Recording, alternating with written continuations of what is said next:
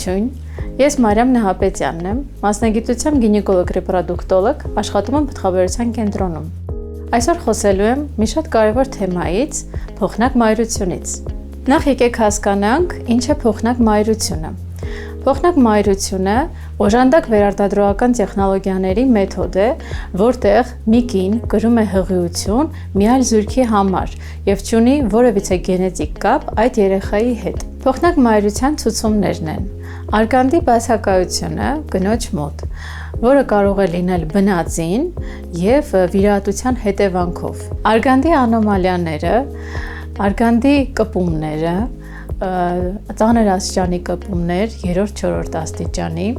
սոմատիկ հիվանդություններ, որոնց դեպքում ինքնուրույն հղիություն կրելը ուղղակի հակասուցված է և կարող է վտանգ ներկայացնել կնոջ կյանքի համար։ Մի քանի արտամարմնային բեղմնավորման անհաջող փորձեր, երբ կնոջ արգանդը է տեղափոխվում, լավ բարձր որակի սաղմեր, սակայն հղիություն չի գրանցվում։ Կրկնվող վիժումները, գենետիկ խնդիրները, սկզբնական փուլում անպայման կատարվում է արտամարմնային բեղմնավորում, ստացվում են սաղմեր, նոր այդ սաղմերը տեղափոխվում են արդեն փոխնակ մոր արգանդի մեջ։ Փոխնակ մոր դեպքում շատ կարևոր է, որպեսզի նա ունենա իր սեփական երեխային, պարտադիր է համարվում գոնե մեկ երեխայի առկայություն ընտանիքում։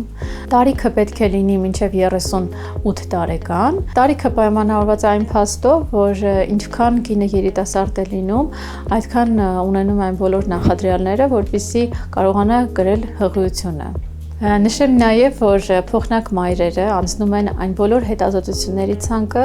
որը նաև մեր պացիենտներն են անցնում և ամբողջությամբ հսկվում են մեր կողմից։ Որպես ռեպրոդուկտոլոգ անչափ կարևորում և գնահատում եմ փոխնակ մայրության դերը ժամանակակից վերարտադրողական բժշկության մեջ։ Այն զույգերը, որոնց համար հղիության պլանավորումը բժշկական ցուցումներով անհնարին է դառնում,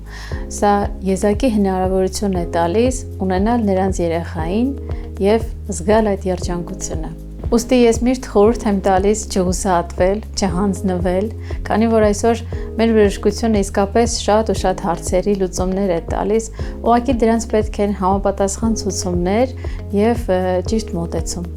Եղեք առողջ և տեղեկացված։